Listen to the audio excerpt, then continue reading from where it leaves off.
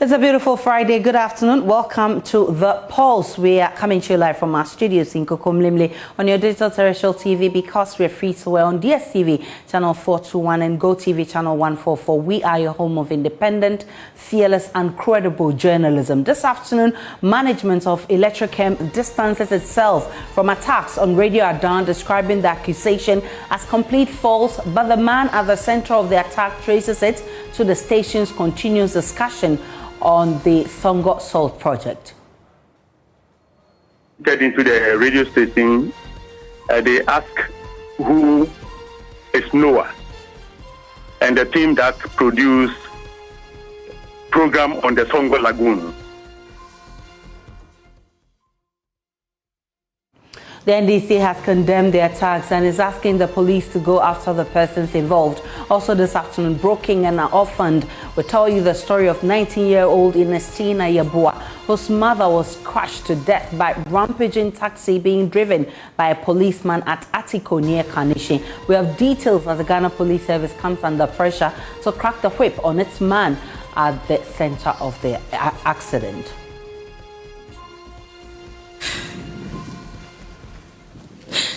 And how do you die?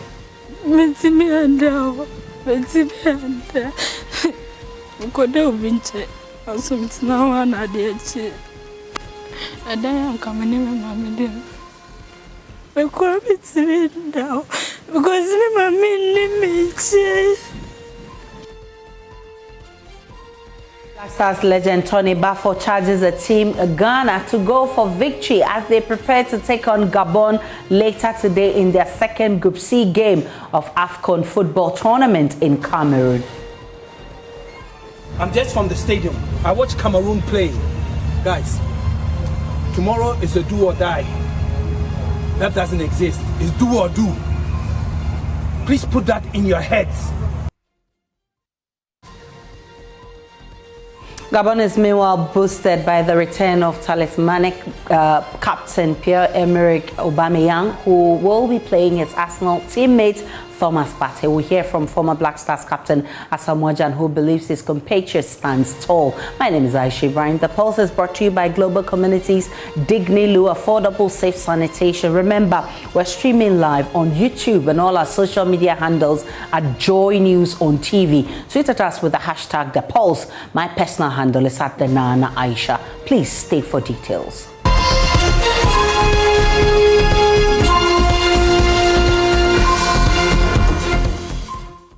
Many thanks for choosing us. Security analyst Adam Bona is demanding the dismissal of the Odoko Division MTTD commander ASP Kingsley Kanda for his poor handling of the case involving an officer who drove into bystanders and killed one person at Atiko Junction near Kanishi in Accra. According to ASP Kanda, his command is yet to arrest the officer at the center of the incident after well over 24 hours. 2 survivors are receiving treatment at the Kolebu Teaching Hospital and the Koko Clinic. The policeman who was driving a Toyota Vitz vehicle was said to have been pursuing an errant trotro driver when he tripped over a mound and veered onto the pavement, ramming into people. Part of the body of the deceased victim, identified only as Abna, was severed. Manuel Kranting of our security desk visited the scene in our report.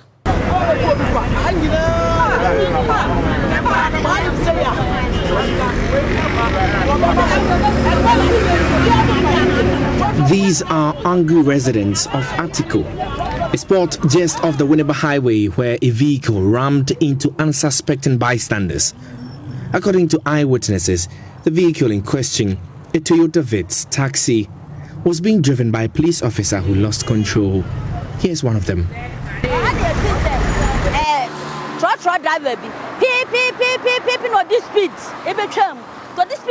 We all just heard loud honks from a trotro vehicle running at top speed. Just drive past us. In just a few seconds, we saw a taxi tailing it. The taxi veered off the main road and knocked down one man there. It's then crossed over to the other pavement and knocked down one lady. Her name is Abena. As we were wailing, a policeman emerged from the crowd. We even thought he was just here to calm the tensions until he said he was the driver of the taxi and that he was pursuing a trotro driver.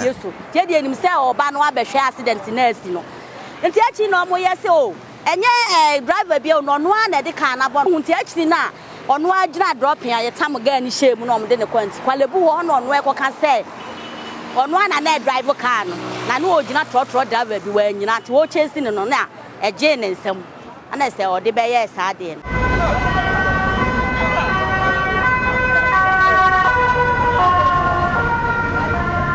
Three people were knocked down. Even though two of them are currently receiving medical treatment, one of them died on the spot.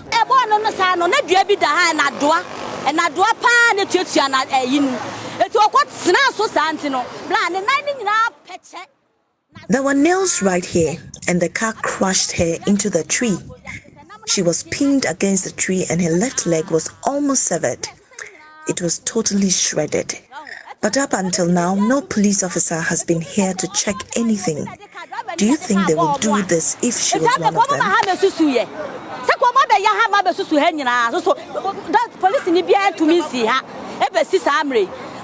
This has left many of the vendors at the spot, which is one of the busiest bus stops on the stretch, visibly spooked. This lady has been selling breakfast meals at Atiko Junction for years. I am extremely terrified. I couldn't even eat the whole day. Yesterday, I had to throw away all the food I had cooked.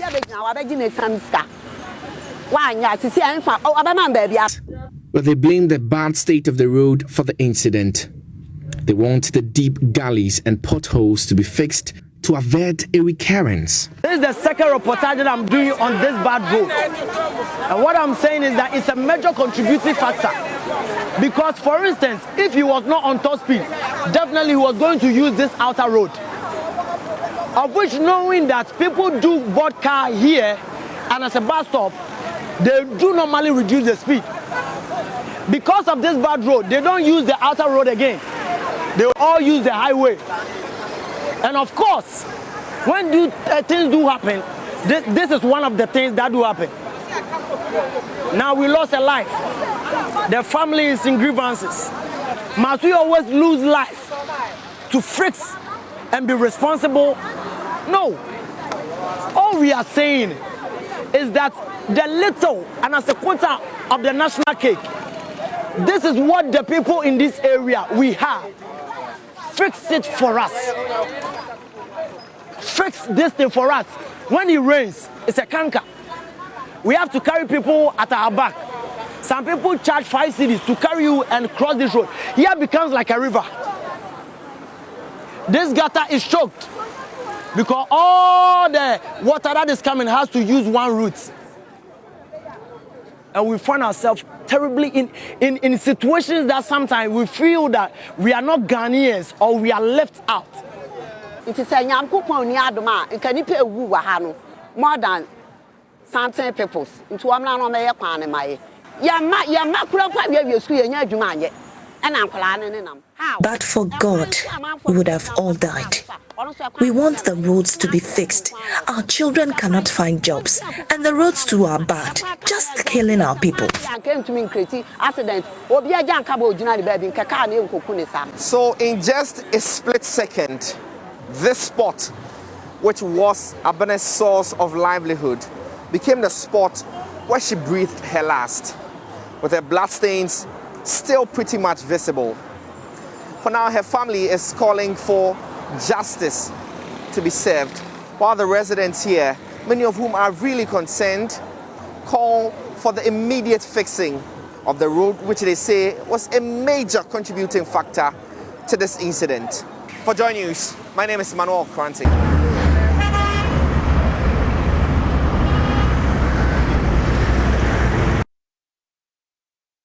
Well, Makola Market visited the area today and caught up with the 19-year-old daughter of the deceased.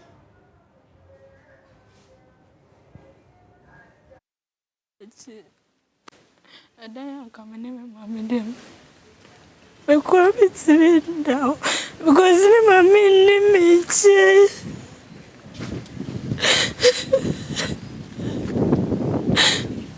Tears uncontrollable, with dreams shattered and hearts broken. That's the state in which I met Ernestina Yeboah, the 19-year-old daughter of Abena Yeboah, who was killed by a speeding vehicle at Atiko Junction near Kanishi. The vehicle, a Toyota Vitz taxi, was being driven by a police officer when it veered off onto the pavement. My madam never me. So accident me see what my mommy please. No, Jidi say my mommy come. Timbra. I'm a cockroach. My madam called me to come because there had been an accident and she suspected my mother was hit. I was going to find a job because we've been struggling too much. My mom was a single mother even though my father is alive. So they went to the mortuary. They won't allow me to see my mother. Inti ankayanko police station na yanko GPPS bi. Ijame de me akolanti penifo na eko. Eno muka hye me se ebusanfo mienu na eba ase na je mu kohwe mu no. Anso metimi akoba amane. So mu no nko mo achi. Me de mu se mu mame ko bi. Indeed, Ernestina has no idea how her mother died. But back at the scene of the incident, eyewitnesses say parts of her body got severed after she was crushed against a tree.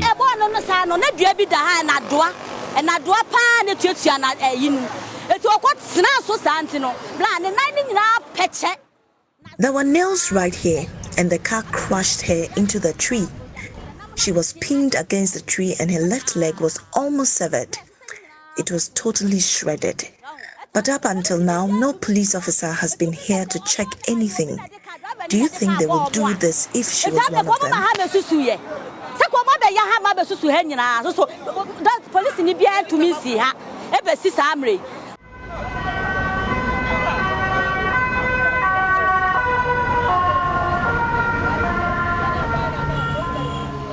Physically, what is left of Ernestina's mom are her slippers and bloodstains, which are now covered by sand. But her memories, which keep replaying in her daughter's head, have made it impossible for her to catch any sleep, at least not in a wooden structure they lived.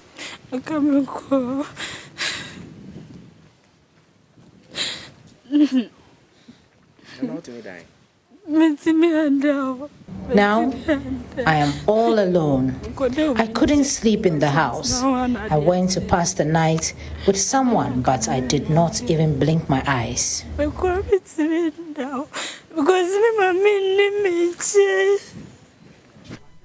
Ernestina cannot even begin to count her loss, because all she had, her mother and guardian, is now history. This year, Ministry me, a Jim Buame, Ministry and said Jim Buame. Because me knew Pia. For now, I am all alone. I have no one to help me, unless you help me. She was just 38, and me, 19. I will be 20 in September. 19. September coming up 20. The police have since launched investigations into the matter. But like many dependents of road crash victims, just a day after her mother's passing, Ernestina's hope of a better life has ended. Also, it seems. Makola Market, JoyNews, Accra.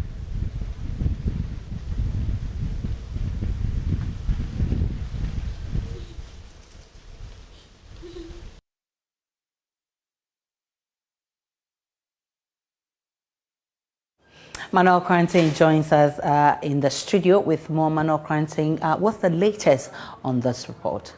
Also, Aisha, this story has been building up in the past 48 hours or so.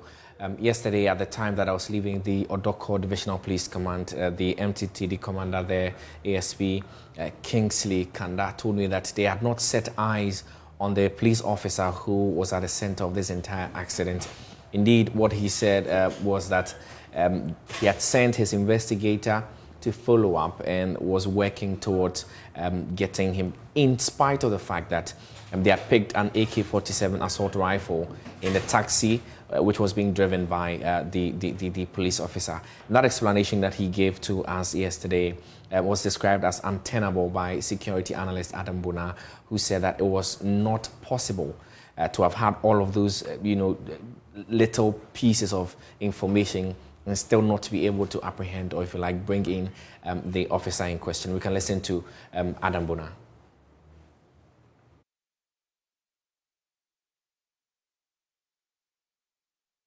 I'm surprised I think it's the MTTD commander for the Odoko area. Yes. Saying that the weapon is not marked. That cannot be true. I know the Small Arms Commission has marked all weapons belonging to the Ghana Police Service. And so if he claims it is not marked, and yet it has a serial number, the serial number obviously, serial numbers are serial numbers. Anyone who knows about serial numbers would know that you cannot have two serial numbers for items. It doesn't happen anywhere. And so I am surprised at his level. He's saying the weapon is not marked. They have serial numbers, and I know the Small Arms Commission has marked them. And so by now, just as they would have done if it was a civilian who had committed this heinous crime, they would have shown the civilian's face in the public, letting everybody know who they are looking for. Because obviously this is a dangerous person. Because if he left his, assigned AK-47 in his private vehicle and absconded, then this is a dangerous person. The police should be giving us information about us and telling us they need the public's assistance in arresting him. And so to come up with this lame excuse and say, you know what, we don't know who he is, what is he talking about? How can he say it's alleged that he's a police officer? The gentleman drove a vehicle. He drove a vehicle. Who is the vehicle registered to? Whether it was a taxi or it was not a taxi, who is the vehicle registered to? Where is the location? What is the location address of the vehicle? Obviously, someone was driving that vehicle. And so, I'm told from your report, he followed the victims to the hospital. And so if you follow them to the hospital, there are surveillance cameras. There are surveillance cameras all the way from wherever this incident took place to the Kolebu Teaching Hospital. And so to say you don't know, and these cameras, and this happened, I think from the footages I've seen during the day, these cameras are able to capture images of persons in the driving seat. And so it should give some clear indication of who, whether it's a male or it's a female, someone approximately a certain age, a certain height. All this information would show.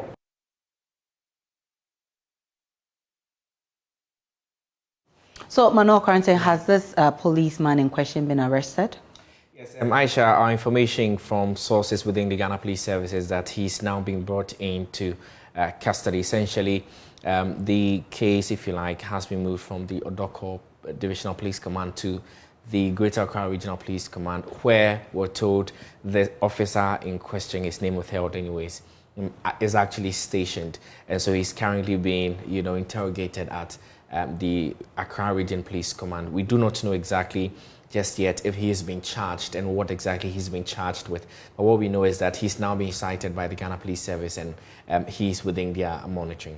Manuel Quarantine is our man on this bit. We'll still follow up and bring you all the updates that you need. Now, Electrochem Ghana Limited, the company contracted to mine salt in the Songo Lagoon, has dissociated itself from the attack on Radio Adan that occurred yesterday.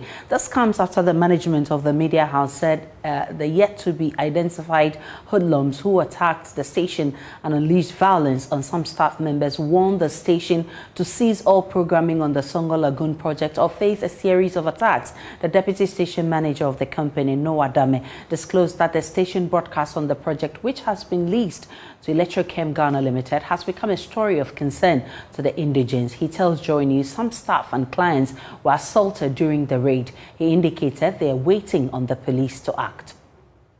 They are thick, tall, and guns. One of them spoke Dangbe, but the rest spoke English. The one is holding a pistol and a handcuff. That person is in the fake military attire. There are no tags, name tags on it, and so we sent the victim, our staff, to the police, and then they gave us a police medical form. He has been sent to the hospital, treated and discharged. Now organizing to present a formal police report. Media Commission is also there. We will also report to them.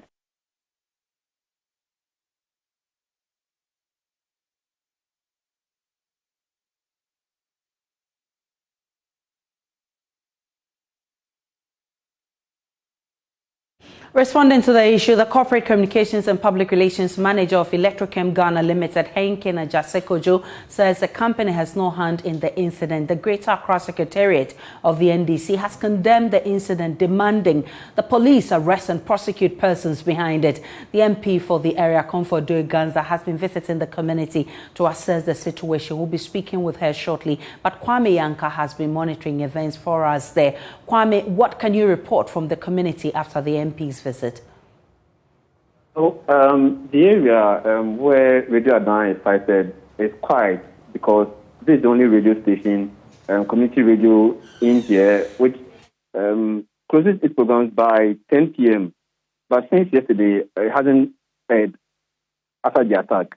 Well, I understand the attack happened around 11:30, where it had its music block from 9 to 1 p.m. playing at a time, where these seven men in plain clothes, with one of them with pistol, I should say, came in and then unleashed the attack on them, looking for one Noah Dame, who is the deputy coordinator for the company. Well, I must say that at this point, the company is trying to put things together, rearrange its equipment, among other things, to be back on air, because this is the only mouthpiece of the people in this area.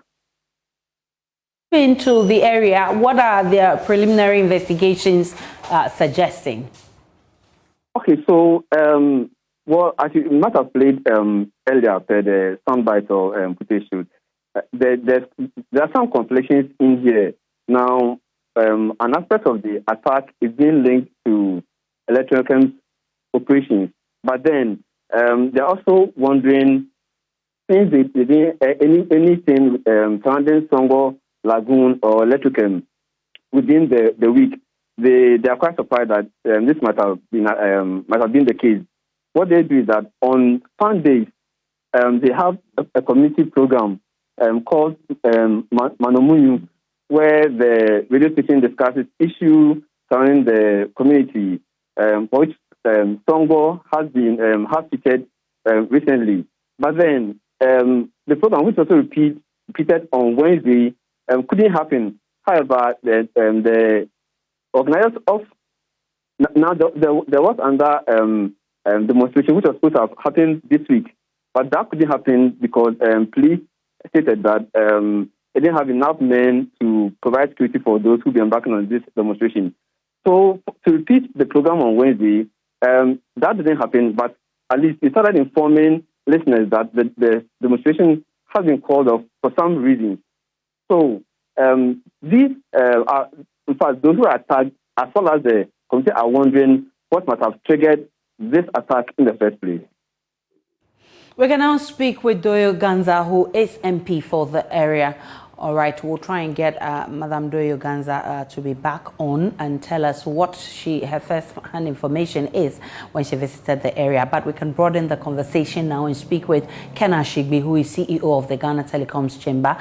He's also a former media manager. and Suleimana Brima, who is Executive Director of the Media Foundation for West Africa. I'm grateful for your time, gentlemen. Yet another attack on a media house for discussing issues affecting the livelihoods of a community. I'll start with you, Ms. Ashiwe. Thank you very much, Aisha. It's really, really unfortunate that in this day and age, people would still be attacking media houses for work that they have done. And in all your reportage, I've not heard anything about footages that have captured those who attacked the station. And I think it's very important for all of us, especially those in the media, to realize the fact that by the very nature of our work, you have, people like this who would want to attack us. And so, we take the necessary steps, apart from fortifying our stations, also providing some CCTV cameras and all of that. And I'm hoping that in today's age where a lot of you media houses also do a lot of live streaming, there might have been some cameras who would have captured some of these people who have done this. But even beyond that, we should also be asking, I know the road to Ada, there are a lot of CCTV cameras that are there. Definitely people should have seen these people, the vehicles they were driving. And definitely we should be able to get from national security footages of those particular vehicles and who were in them and who they are, so that we definitely go after these people. An attack on journalists anywhere is an attack on all of us, because at the end of the day, the media basically just carry, the freedom of speech that we all do. They hold that in trust for us. So it is really important that we get to the bottom of this and find out who are those who did this dastardly act and bring them to book. You have condemned the attacks in no mean terms, but that's what we've done over the period. But the issues still persist. Yes, unfortunately, that's very true. And it is important that beyond just condemnation, we find ways in which we are able to deal with situations like this. But in this particular case, where we don't know who the people are, it is difficult to go after anybody. And it is important that the identity of these people can be established. And that is why we would urge the national security apparatus to be able to use the national CCTV footage that we have to trace these people. And definitely the people in the community who would have seen these people get out of vehicles and all of that, be able to help the national security apparatus and the police to be able to identify these people so that we can go after them. We've had a number of opportunities to find better ways of protecting journalists. I'm not sure we've made any headway with it. What does this latest incident mean to our fight? Well, it just says to us that there's still a lot of work that has to be done. And I think that at the bottom of all this is the journalists, and nothing happens to them. So the impunity continues. People know that they do this and they can get away with it. There are too many stories still out there of people, so Latif, from your stable, for example, as of today, the police are still telling us that they don't know the people who attacked Latif at the police headquarters. We have the situation of Pius, who was shot during the last election. This case has gone to court. Severally, they just keep on, adjourning the case. Nothing is happening to that. Then you have even the case of Ahmed Swale, that was attacked and, killed. And, the case is going nowhere. It is really important that all of us, especially with the security apparatus, the police, that we need to be getting to the bottom of this and letting people know that attacks on the journalists and attacks on everybody would not go unpunished. And it is only when we begin to really have, treat people who do these things with the heavy hand that they deserve, that it would become a deterrent. For these people to be brazen enough to go into a live studio and attack tells you that we've not been doing a good job at this. Let me bring in Suleimana Brima, who is Executive Director of the Media Foundation for West Africa. You've issued a statement to condemn the attack. What does this new incident, because we know we've been condemning over the period, but the issues still persist. What does this incident mean for our fight? Well, I think that what happened yesterday is a very barbaric incident. One would not expect that where we've gotten to as a country, the profile that we have when it comes to press freedom, some of these things will be happening in Ghana. Indeed, I am very sure that when people in our neighboring countries read about this story, they'll be wondering whether it is the Ghana they know of or we are talking about a different Ghana. I think we've gotten to a point where we need to tell ourselves that enough is enough. As Ken was saying, the problem mainly is because over the years, we have nurtured and grown a culture of impunity for crimes against journalists. This is not the first time a radio station has been stormed and attacked. We've had an incident in Tamale with Radio Justice. There has been an incident with Radio Zar in Tamale. We've had, even here in Accra, pastors attacking, storming radio stations and attacking presenters and attacking station facilities and all of that. All these years, none of these incidents has really seen any successful prosecution and having someone punished.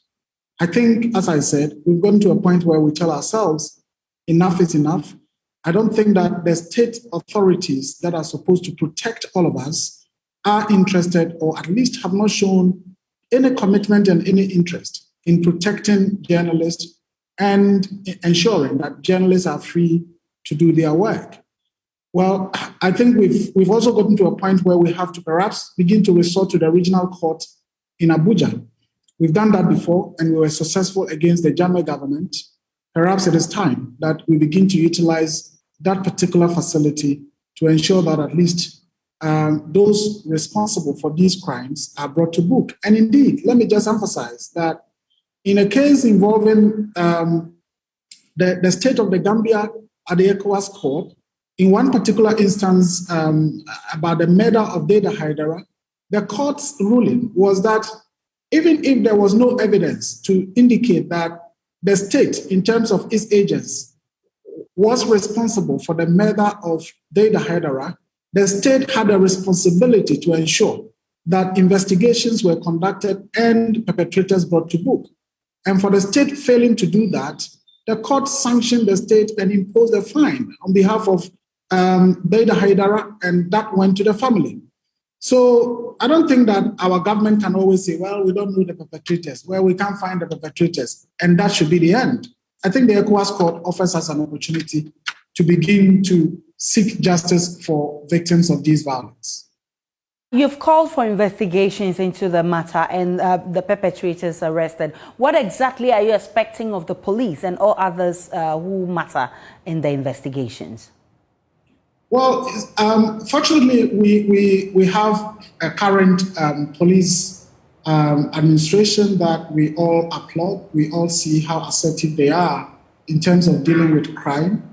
Fortunately, also, we have had the opportunity of developing what is called the Media Police Relations Framework.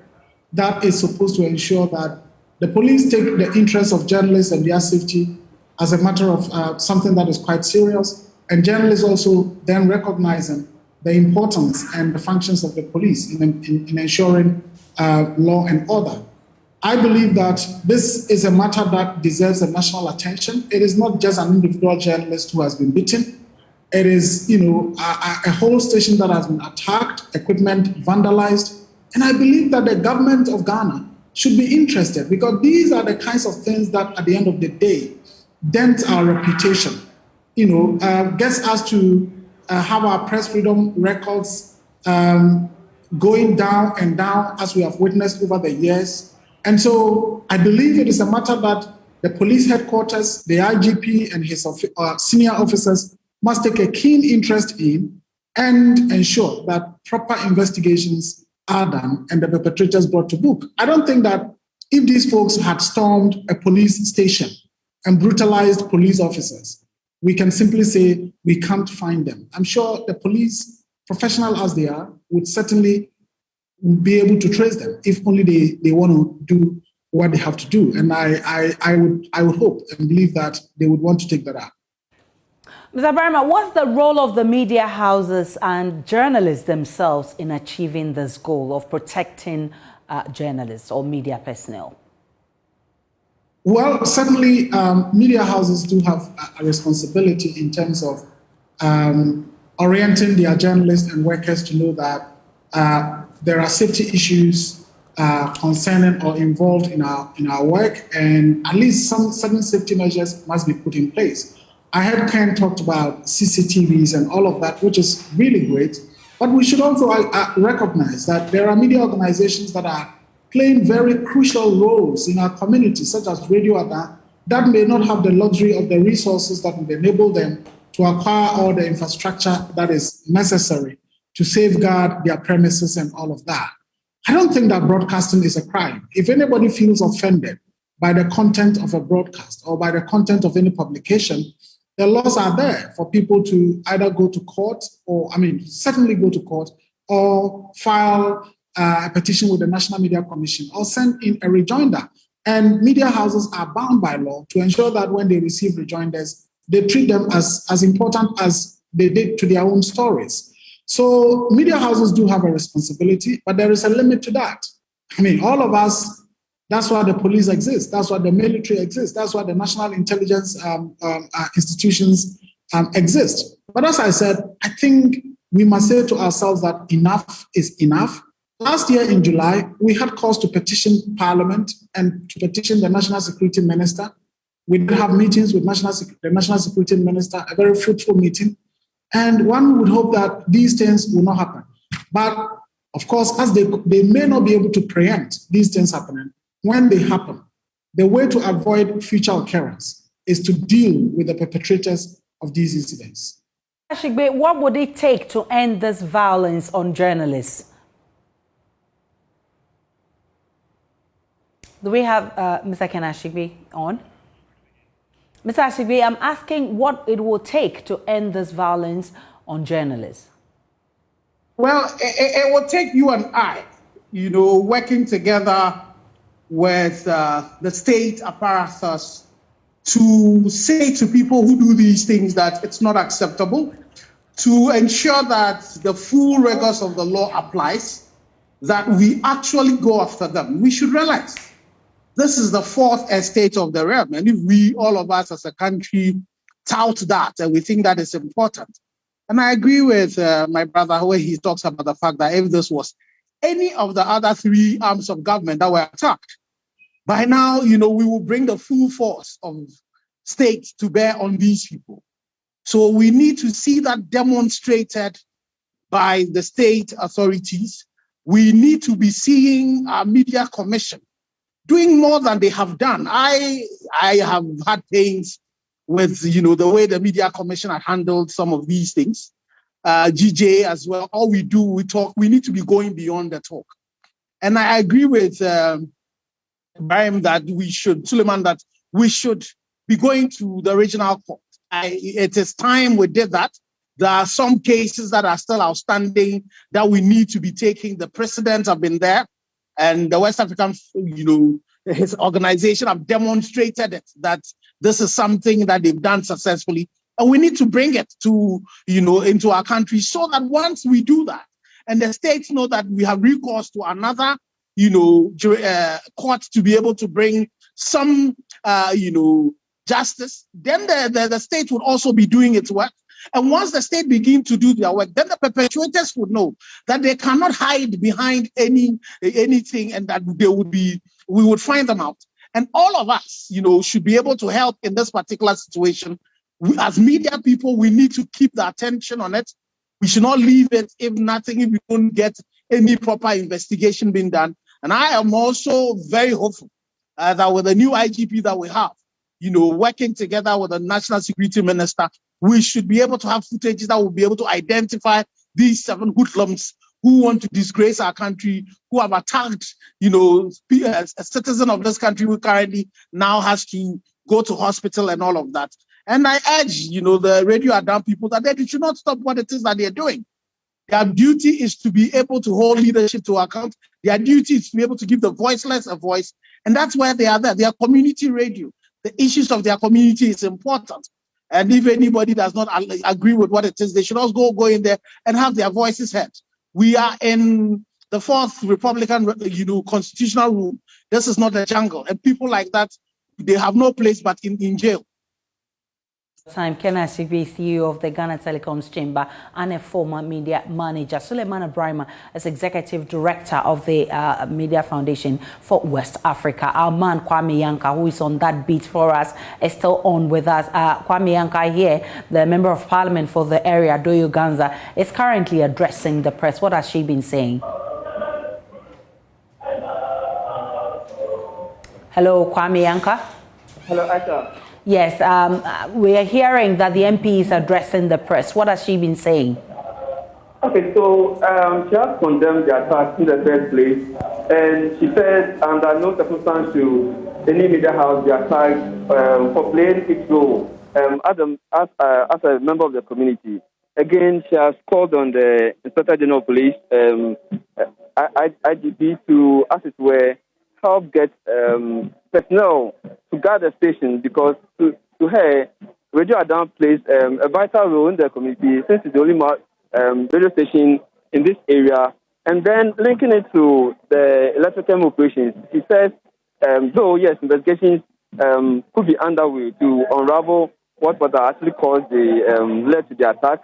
But then, even if it's about the operations of the company, for her, she has no facts to this. But then, if anyone is playing his or her role as a media personnel, and I know to the person be attacked. So, and then she has also promised the company that she's going to support them by way of cash to repair equipment which was destroyed, as well as some CCTV cameras to, as it were, beef up security in the area. So, in brief, that's what I can say. That is Kwame Yanka, the monitoring for us press conference currently ongoing. We'll bring you more on that in our subsequent bulletins. We're still to come on the polls. Black Stars legend Tony Bafo charges the team, the Ghana Black Stars, to go for victory as they prepare to take on Gabon later today in their second Group C game of the AFCON football tournament in Cameroon. I'm just from the stadium. I watch Cameroon play. Guys, tomorrow is a do or die. That doesn't exist. It's do or do. Please put that in your heads.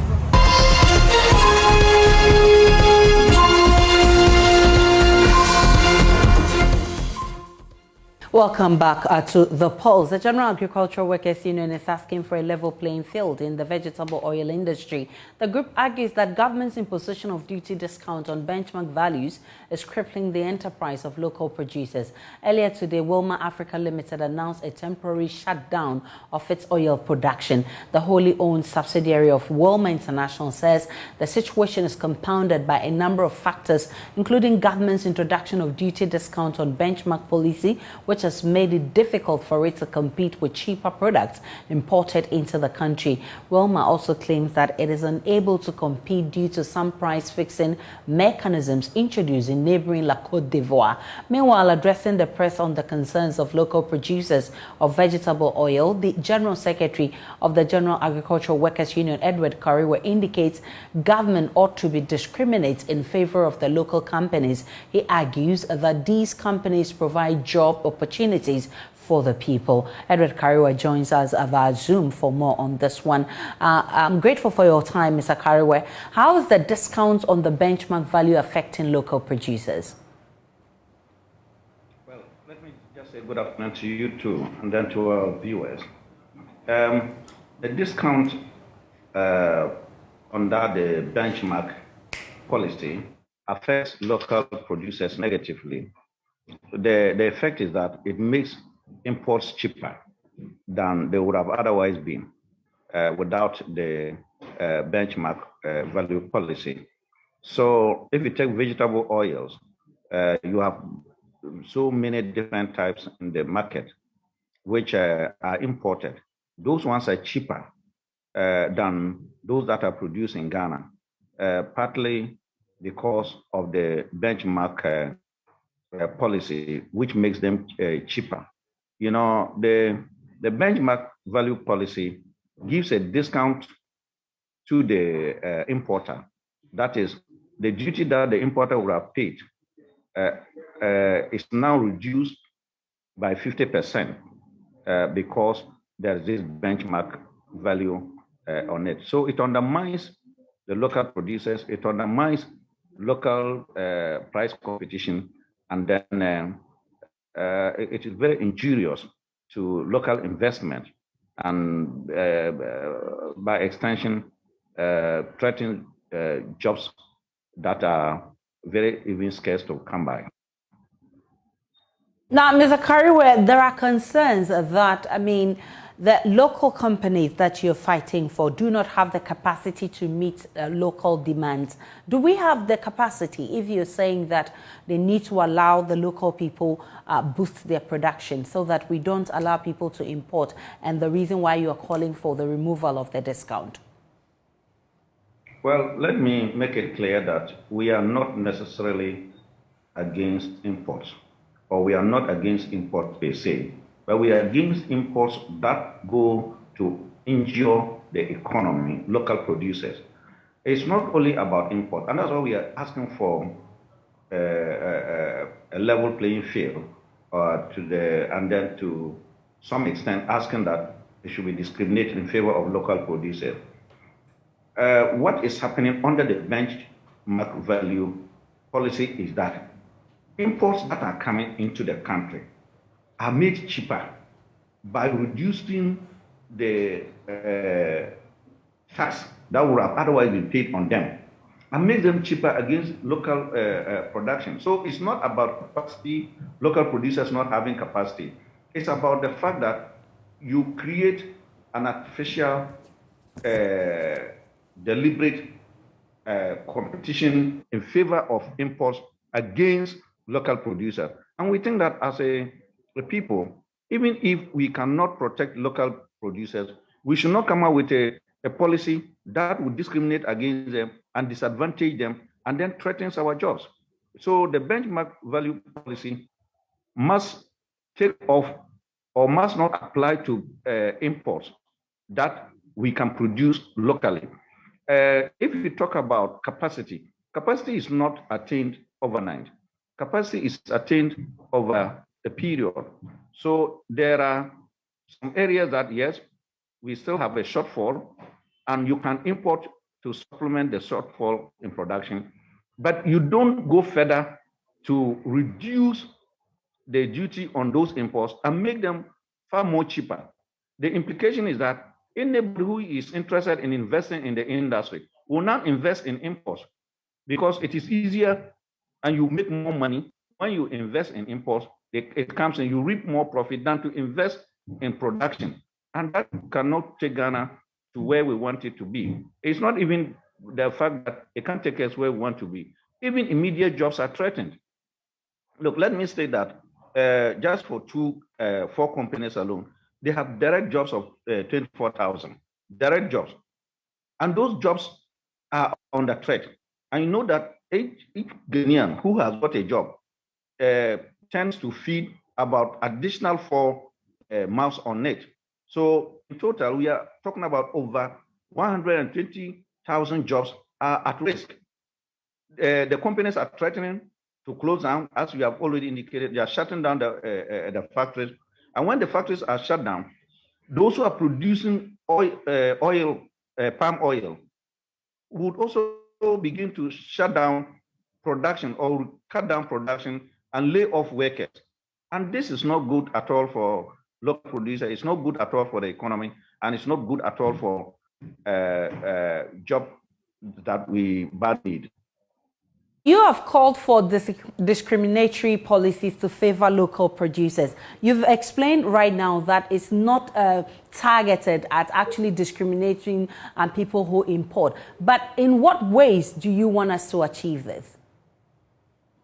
Well, first and foremost, why do we import? We import, one, to supplement local production or to boost local production. That is if it is raw material. We also import to supplement a shortfall in local output. And then we also import for things that we cannot produce at all. If you look at a large extent pharmaceutical products like this, I learned 80% of the products within the country. It's imported. Something of that nature, you can put the benchmark value on it so that those imports can come in cheaply. But you don't go and deliberately reduce imports and make them cheaper against domestic production. Where the jobs are, where are we going to go if local production collapses? So certainly, the policy needs to be discriminated. We are not saying that there should not be benchmark policy, but the benchmark policy should not be applied on goods that we can produce in this country. Companies that suffer under our terrain, doing business is not as easy as it is in Europe and other places. Yet they have decided to invest here. Those type of companies must be protected. I'm telling you that go to the plantations, oil palm plantations, in the rural areas, jobs are being maintained there. And it helps to maintain and stop those people from moving into the urban areas. And these are the type of companies that we need to support to not only for them to be there, but to create jobs and stop people migrating from the rural area to these areas. So the benchmark policy, well, as it stands now, must be reviewed to take away or not to include items that are produced within the country. I'm grateful for your time. Edward Kariwe is General Secretary of the General Agricultural Workers Union. Now, sight of women using twins as pawns to beg for alms is popular on the streets of Accra. One woman who already has 3 other children with no job and a jobless husband goes about in Makola, one of Accra's busiest markets, with a set of twins strapped to her back while she sells sachet water in order to survive. 37-year-old Mabiba's story, which was first shared on social media this week, has drawn concerns over the plight of hawkers and other vulnerable people in the capital. JoyNews' Justice Beidou went to find her.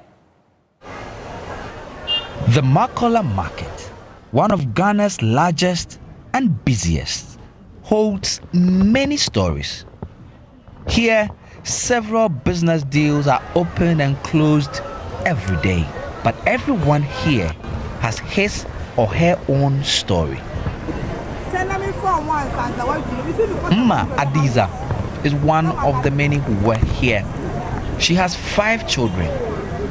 These twins, 2 girls aged 2 years, Seiram and Sefako, are the youngest.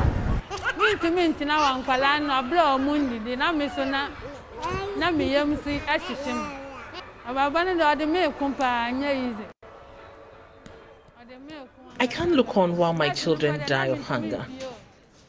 I'm at war in this life. It's even better now. In the past, even what to wear was a problem. I sold all my clothes to buy food for my kids. I used to go around begging for torn clothes to sew so I can get something to wear.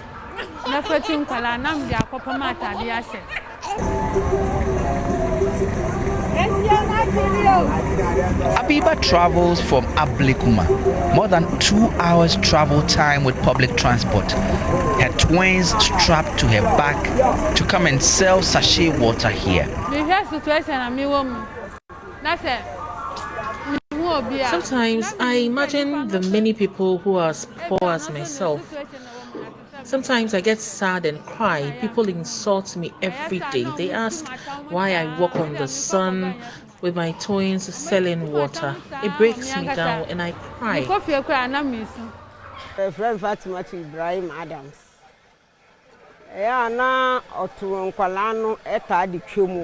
She used to come here, and when people see her, they give her some money, but she was uncomfortable with begging, so she decided to take the kids and go around to sell water.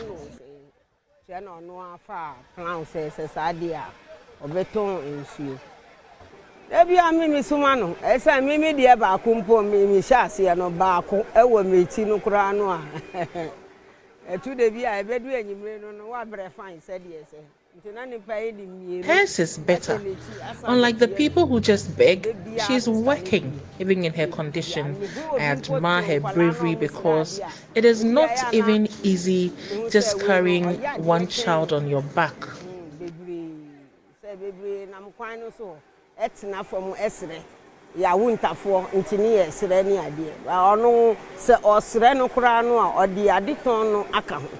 Mma Abiba's story, which was shared on social media, is just one of thousands of other vulnerable women who brave the odds in Accra's scorching sun, hawking or doing what is popularly called kayaye. Aid workers have estimated that up to 50,000 women are trapped in this life in Ghana.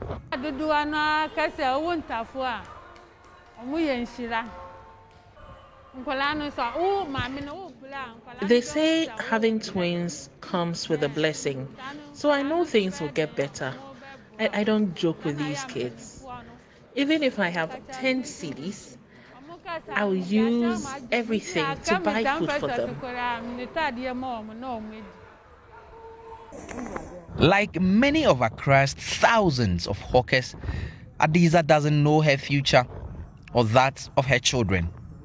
But she hopes, against all odds, that someday, somehow, she can get herself and her children off the street and give them a life that she has never had.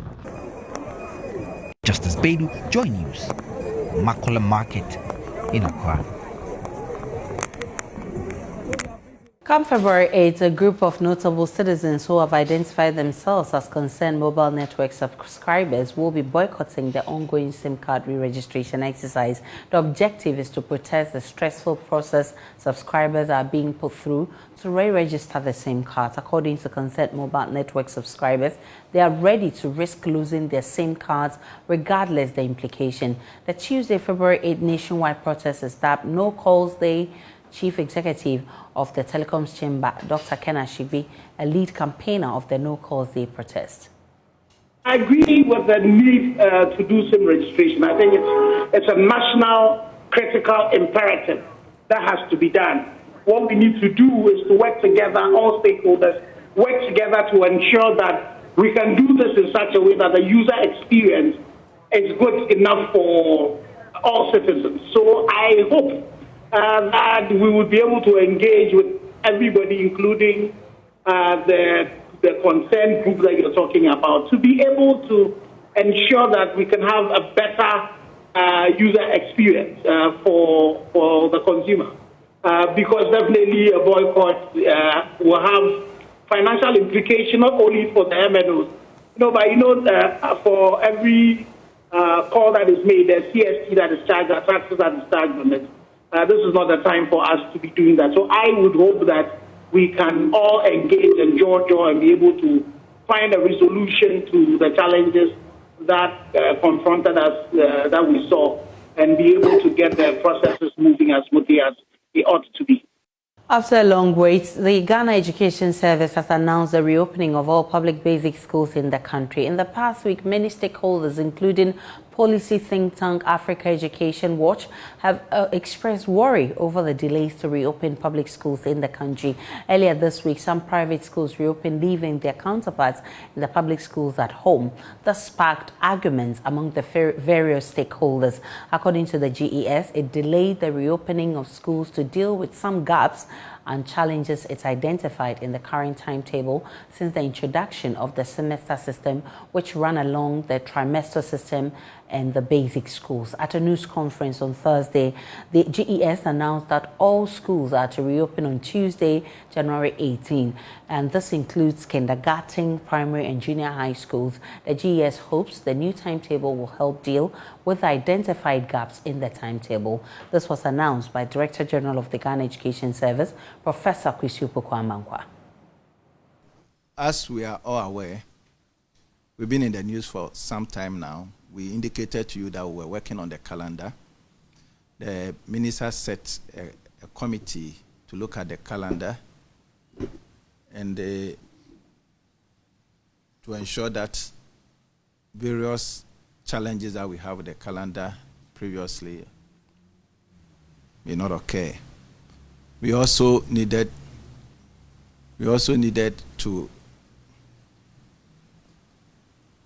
align the calendar for both the junior highs and then the basic schools. If you remember last year, for example, we introduced a calendar that the junior highs were running semester, but the primary KG had the trimester. This time round, we felt the need to align them, especially at that level where we know that a lot of time the children go to school together. So when you break them, it becomes an issue. So we needed to do that. Then, as we said in our various write-ups, TVET has also joined us, and we felt the need to align our calendar with them. And let me indicate that even though I am announcing it, the TVET schools are equally going to use this calendar for their programs. So the committee worked, they finished, they presented to the minister looked at it and made the suggestions, we worked on it, and finally we've got it well done. We indicated also that we are working to come up with a calendar that goes beyond 2022. We are about finalizing that bit of it, but we can't keep waiting till that is done. And for that matter, the 2022 calendar, which is ready, we have called you here to announce it. And for the second cycle schools, we have SHS 3 and SHS 2 going to school on Monday, 7th February 2022. Then SHS 1 will go to school on 4th April 2022. But we have indicated that their time is tentative. Tentative in the sense that their BEC results, it's yet to be released by WAEC. From the timelines that WAEC has given to us, we hope that we will be able to work and get the students to go to school by 4th April. So we've made provision in the unlikely event that they are not able to finish on that. We've made provision for that. That's why we said tentative. Now, let me give some further explanation on the Form 3s. The Form 3s, as we speak now, are in school. They are in Form 2. And they are finishing their academic year on the 28th of January. The Form 2s, as we speak now, they are in school. They are in Form 1. And they are finishing their academic year on the 28th of January. What it means is that when they finish the academic year, they will come home for 1 week, 10 days. They will come home for 10 days. From 28th to the 7th, will give us about 10 days. So we give them some rest, and then they move on to the next academic year. And this is not something that will be happening for the first time. When we introduced the double track, we've always had this arrangement. Then for the basic schools, as I indicated, we want to align, this time around, want to align their dates. And so we've introduced for them as well a semester program, but the semester, for each semester we have 2 sections. And we'll do the presentation presently, and you'll see for each semester we have 2 sessions. And they are all going to school on Tuesday, 18th January 2022, which is next week. The challenge of inadequate space for the smooth running of the neonatal intensive care unit of the Winchi Methodist Hospital in the Bono region is negatively affecting the survival of premature babies, although the hospital has received some additional incubators from donors after JoyNews' report highlighting the lack of incubators, the need for space to get the machines working. It has become another headache. JoyNews' Nestor Cafe Ajuma comes through with the following report after visiting the hospital at Winchi. The situation at the neonatal intensive care unit of the Wenchi Methodist Hospital, according to the former head of the unit, Dr. Solomon Shemogo, is not the best, especially for the preterm babies. He stated a new NICU is badly needed for the appropriate management of sick newborns, particularly the premature ones. We are having increasing number of babies who we now attend to. A number of referral cases from even as far as northern region, towns around northern region, they come here. And then, especially with the preterm babies, they usually require a lengthy duration of stay. So if we have a number of preterm babies who are in your unit, then they stay longer on the ward, there is congestion, and then for that matter, you may need to pay about 2 or 3 babies per incubator, or even at times more than that. And all these things may lead to other complications. Some, they can be cross-infections to even other healthy babies. A sick baby can transfer an infection. There can be a cross-infection to a healthy baby. So I want to appeal to individuals in Ghana and outside Ghana. I want to appeal to non-governmental organizations. I want to appeal to the government that they should again come to our aid in terms of expansion of the units. We need enough space to cater for the increased number of babies who are coming, as well as a space for their mothers. Because usually when the mother comes, they usually don't have any place, any decent place that they lay their hairs on. So we need to expand the place so that you can have the mothers decent place for them. And then also the babies too, you can also help to minimize congestion. Shadrach Anani is an administrative officer at the hospital. Since the challenge of incubators was aired, we've gotten donation of about 5. Now the challenge of inadequate incubators has moved to space. We need space to keep those incubators. So internally, the hospital is mobilizing funds to start the project. But as you can see, the IGF of the hospital is not all that enough to complete the project. We have the land well prepared. What is left is funds to put up the building. So we appeal to individuals and philanthropists to come to our aid. A nursing mother who wants to remain anonymous had a tough time coping with the terrible conditions here when her daughter was in the incubator. Assuming it was cesarean section, after 3 days, you'll be discharged from the lying in. You have to go to NICU. And NICU, we don't have place for mothers to sleep. They sleep on the floor, although we have mattresses, but CS mother with that wound and lying on the floor, it doesn't help them. Some mothers, because of that, they'll run away. After they've been discharged and the baby is at the NICU, they'll just run away because they don't want to face that challenges.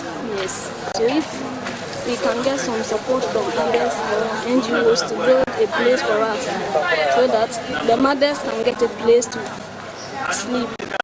Until the challenge of inadequate space for the smooth running of the neonatal intensive care unit of the Wenchi Methodist Hospital is fixed, preterm babies will continue to spread infections among themselves, whilst the unlucky ones die. Nestor Cafe Ajuma, reporting from the neonatal intensive care unit of the Wenchi Methodist Hospital in the Bono region. The Ashanti region has recorded 73 fire incidents just 2 weeks into the year. Fire officials describe the situation as alarming. There's more in the following report.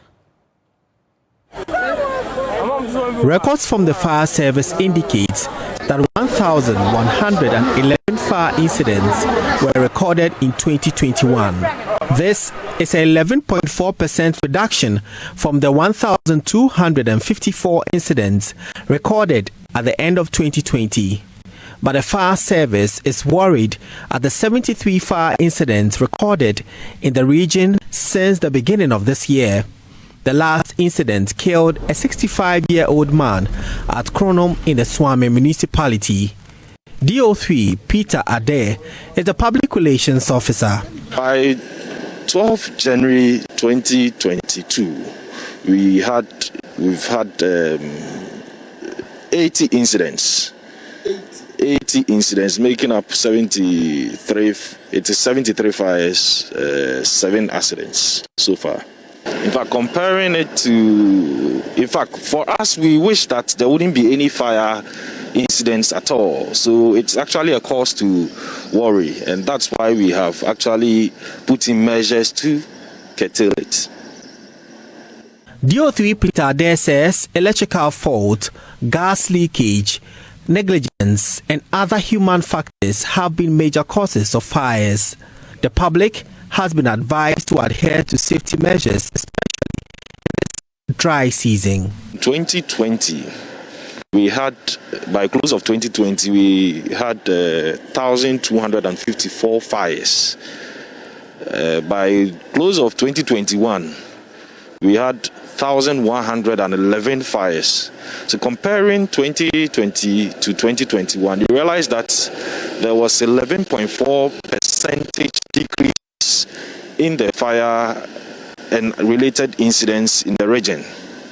This is actually a plus for us, and we want to advise the general public that they should take all the precautions there are when they are handling fires or they are undertaking any activity that can lead to fire. When you lose control of it, it can cause mayhem. So we advise people to be extra cautious, take all the precautions when undertaking any activity, and also access routes, poor nature of roads, respect to siren, and general poor attitude of the public remain a challenge to the fire department. A Secondary District Court presided over by Her Worship Mrs. Catherine Obri-Ado has refused to grant bail to the 3 senior high school students arrested in connection with the burning to death of a boat rider at Secondary Bakano in the Western region after several pleas by their lawyer. The lawyer, Joseph Evans Abeka, pleaded with the court to grant them bail since they were students and school had reopened, but the prosecutor, Inspector Jennifer Champon, pleaded to court that their security is at stake and that investigation is still ongoing, so they should be remanded. Joining us on phone for more is Western Regional Correspondent Inathalia Kwanzaa. Inathalia, what was the demeanor of the students in court today? Well, I said they were very calm and quiet inside the courtroom. They were just basically silent, looking at the proceedings between the prosecutor and then their lawyers. When they brought them outside, they covered them with a cloth. So outside, residents who had come to have a look at who these 3 senior high school students were not able to see their faces. And they came and with a police convoy, about 2 of them, which drove them just immediately after the court proceedings. Now, the court has adjourned to which date? So it has been adjourned to 4th of February, 2022. So what has the lawyer of the students been saying? Did you get the opportunity to speak with the lawyer? Yes, for him, he said that he thought that because these are senior high school students and then school has been reopened, the court could have listened to him and then granted them bail so that they could go about their school activities. But just like the prosecutor said, because of their own security, because I said the person involved here, the boat driver who is now deceased, happens to be a naval officer. So because of their own security and because the investigation is still ongoing, the prosecution pleaded that they still be remanded.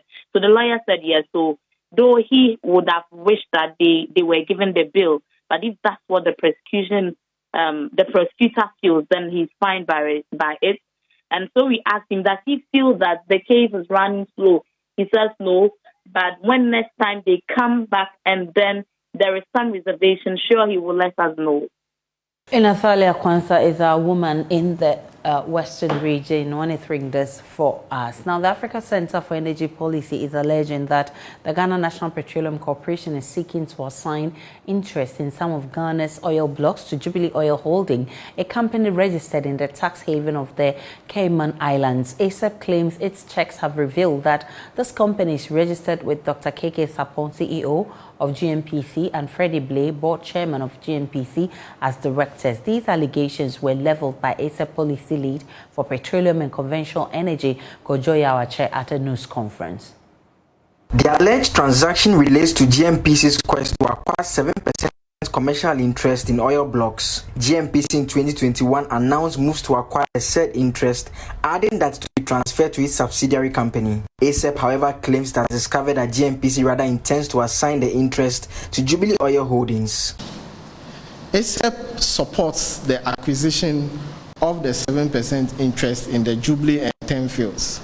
However, the right to be followed in respect of Ghanaian laws and proper corporate governance practices that project GNPC among its peers on accountability benchmarks. In addition, how the corporation has become broke from a strong cash position in the early years of oil production is a major subject for government's attention. Otherwise, additional interest will not necessarily produce a better corporation. Again, the PRMA reflects the country's philosophy on the management of petroleum resources. It is not the enemy of GNPC.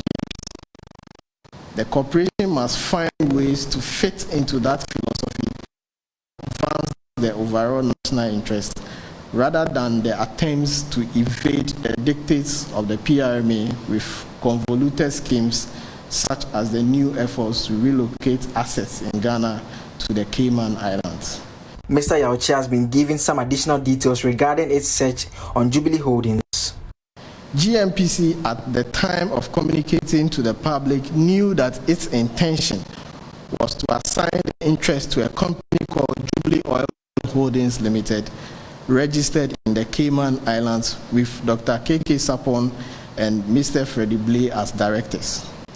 ASEP's search has not yet ascertained the beneficial owners of Jubilee Oil Holdings. It is important to note that the representation of the CEO and board chair of GNPC with their names in the General Registry of Cayman Islands is not enough proof that GNPC is the owner of Jubilee Oil Holdings. However, in the absence of evidence on shareholders of Jubilee Oil Holdings, we proceed with the assumption that GNPC owns the company. While the corporation has not provided public information on the strategic essence of this approach, the unofficial explanation received by ASEP indicates that the corporation intends to use the offshore company to pay off the loans for the acquisition before the interest reverts to Exploco. GNPC or government has not commented on these allegations. Also live on The Pulse, you can join via all our social media handles. It's on JoyNews on TV. You can tweet at us with the hashtag The Pulse. We'll take a break, and when we come back, there is sports.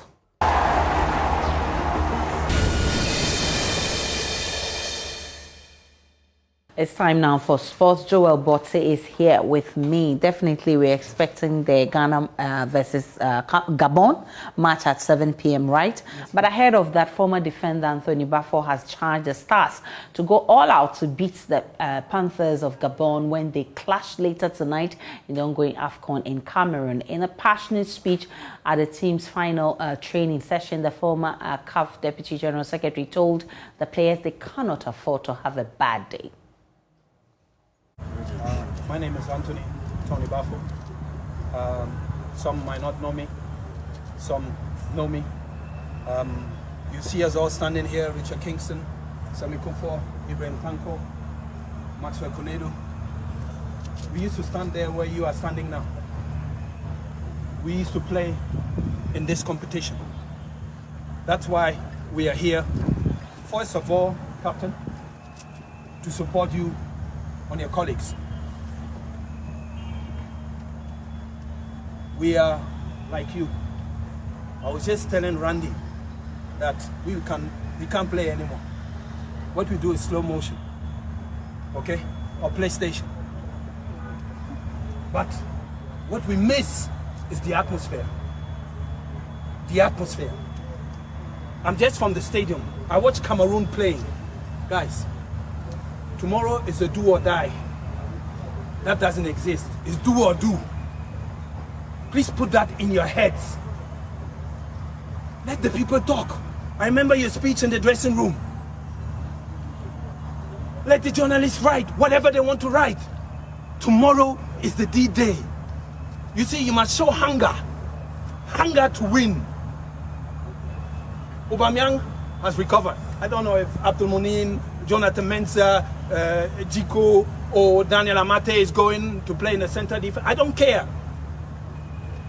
From day one, when you move out of that dressing room, when you go into the tunnel, they must feel you, not smile. It's no more joking. Comoros, Gabon. Gabon is going to fall tomorrow. Gabon is going to fall tomorrow. Captain, where are you? Thomas Partey, Wakaso, Jordan, Baba, Jonathan Mensah. Why am I mentioning you? Amate, because you are people who have been in the team for long. People like you, Thomas Partey, I'm telling you, you can't allow yourself to have a bad day. Say my good people, you can't. It is not possible to have a bad day. Tomorrow, every speech I make, every video I make, So you heard that Tony Bafo encouraging the team that will be playing Gabon tonight. Joel is still here with me, and as we speak, there's a match between Comoros and Morocco, right? Yeah. I mean, so far, what's the scores? So currently, as it stands, Morocco are leading 1-0 by Selim Amala, who plays for Standard Liège in the Belgian league. Okay. With this result, that's if it stands as 1-0, Morocco would lead a group with 6 points, and then Gabon would have 3 points, which we face next. So what we need to do is we need to get a win against Gabon. Okay. And we must not expect anything less than a win, as Anthony Bafo said. Okay. So we need to get a result against Gabon, then get a result against Comoros to be able to have adequate points to go without any issues, at least with second place. Okay. If we are not able to get points against Gabon, that's when we start having issues and being worried with what to do next. And then that's when the third place comes in, the best third place team comes in. It depends on other groups as well. But if we don't do well and we don't qualify, we may come home after the game against Gabon. That's if we lose. Now let's talk about the game against Gabon. And earlier, there are a lot of people who say, I mean, this is a done deal for Ghana. But fortunately, unfortunately, Aubameyang is back on his feet and he's going to be playing with him in the match. I mean, does it pose a threat to Ghana? Well, some will say he does. Some too will say he doesn't. But with my point of view, I believe Aubameyang does not pose a threat to Ghana as things stand. Okay. I understand he just came back from, I mean, he passed his COVID test. It was negative. So he's coming into the side, bringing new energy. But if you look at his statistics, he's struggled this season for Arsenal. He's averaging 12% shot accuracy, which is not so good. He scored just 4 goals this season, which is also not so good. But let's look at the other side of things.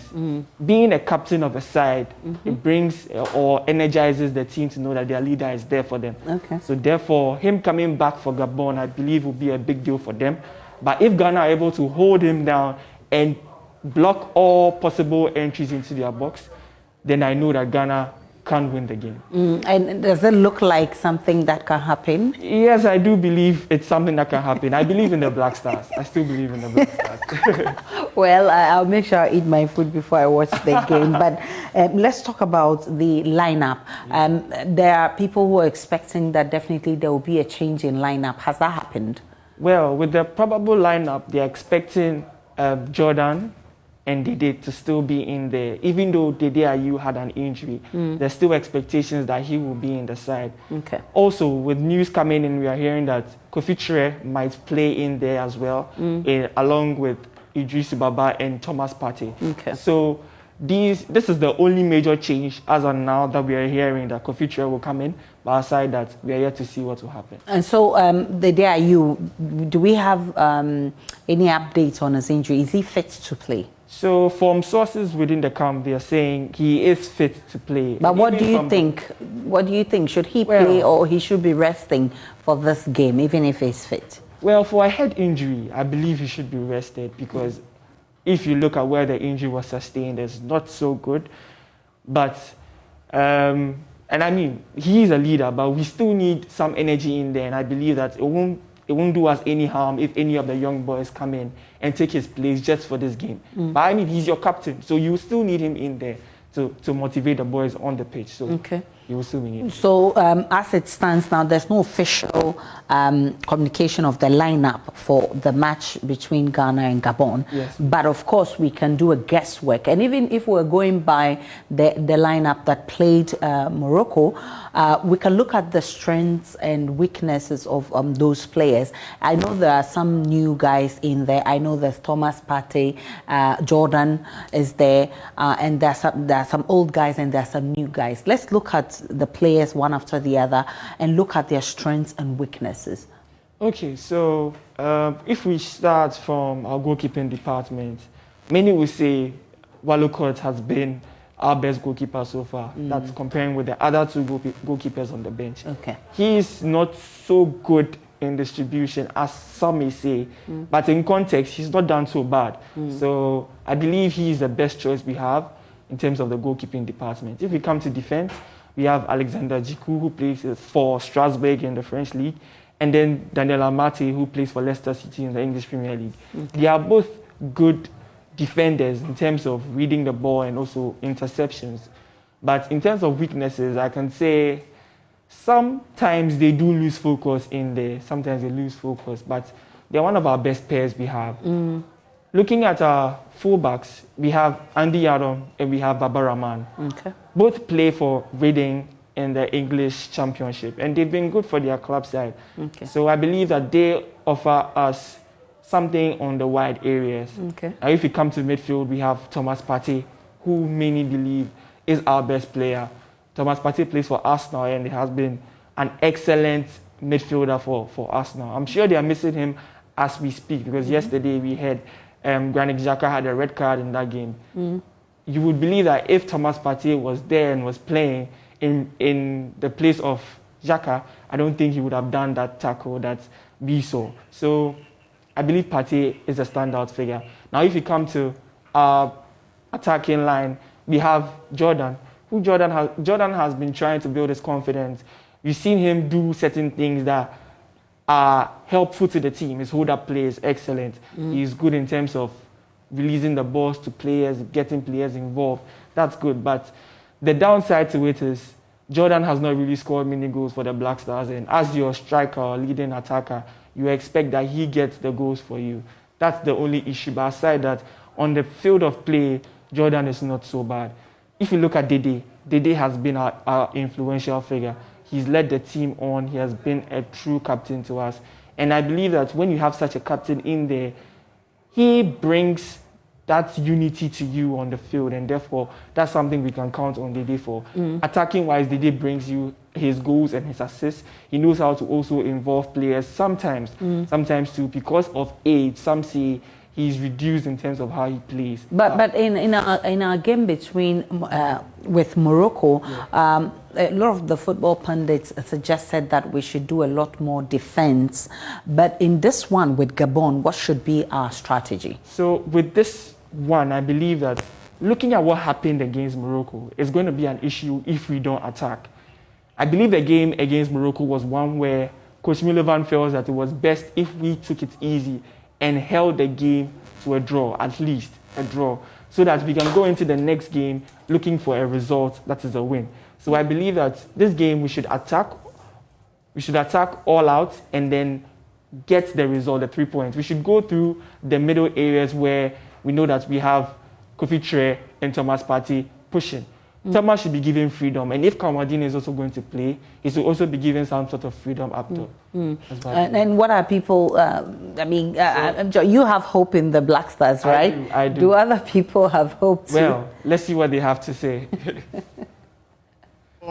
The last 4 years, the confidence in Black Stars is not there currently because their performances are not good, and I'm really not sure about today's match. But no, I don't have too much hopes for the match. But then we will see. My expectations, I think they will do well. They are a good team. I am very sure they are a good team. And usually, first matches and the first time, most of them are playing for their first time. So I think it's like that. But then I expect them to play very well, better than what they did in the first match. And I know they are going to do well. Even if they don't get the 3 points, I know they're still going to do well. My score prediction, I'm not very sure that they can win, but then I am very sure that they can do well. Let's say it can be a draw. I don't want to give myself high hopes because I've seen the matches they're playing. I'm just expecting them to win because the masses has really, lose hope in the Black Stars. So above all, I'm just expecting them to win today's match. Yeah. So even today, I just closed early from work just to, watch today's match. We play Morocco and they score us 1-0. Okay. So today's match, we have to score them. At least 2-1. 2-1 will be okay. The game against Morocco, I watched it, but the performance of Ghana is not all that good for me. The way I know Black Star way back, it's not the way that they used to play. So this time, Black Star, I'm not interested in their game too much as they used to play first. Gabon, we used to score them. So the game against Gabon, we know that by all means, they can win. They can win. I have hope in them. They can win. 2-1 or 1-0. 2-1 or 1-0. Today match, Ghana and Gabon. Today, I sure 100% that Ghana is going to win today, 1-0. I was expecting Ghana to win today. To bring in Ishaiku and other players to bench Dede and his brother. That would be the best for Ghana today.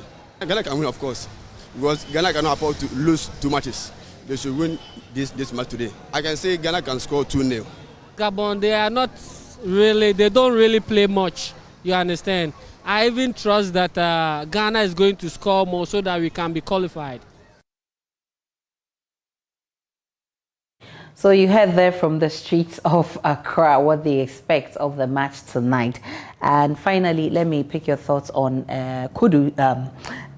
What's his name again? Kudus, right? There's been a back and forth on when he's actually coming. Is he in town? Is he in for the match? So currently, he's not in for the match. He's not even with the camp as we speak.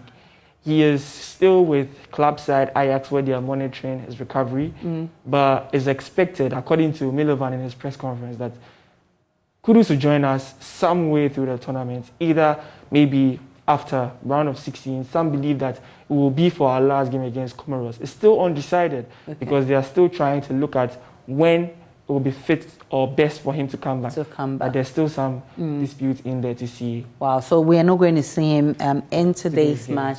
All right, definitely. And always, as I do advise you, please eat your food for your banku, your rice, before you watch that Ghana match, because that's exactly what I'm going to do. That's where we part company on The Pulse this afternoon. My name is Aisha Ibrahim. Many thanks for watching, but do join us on myjoyonline.com. There's more news there for you. Enjoy the rest of our programs.